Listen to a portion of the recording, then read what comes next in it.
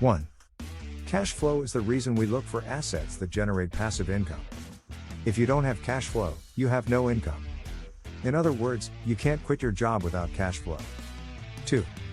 Equity capture is the purchase of an asset at a price lower than its value. In real estate, buy a $100,000 neighborhood home for $50,000, repair it for $20,000, and buy everything for $70,000. 3. Market appreciation.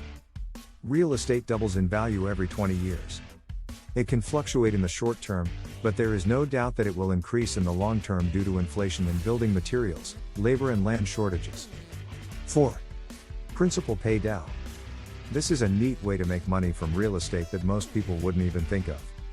Of course, as the bonds are repaid, we accumulate stocks in our homes.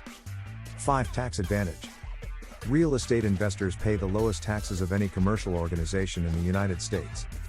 The IRS allows you to reduce earned income tax on cash flow by deducting depreciation on your home.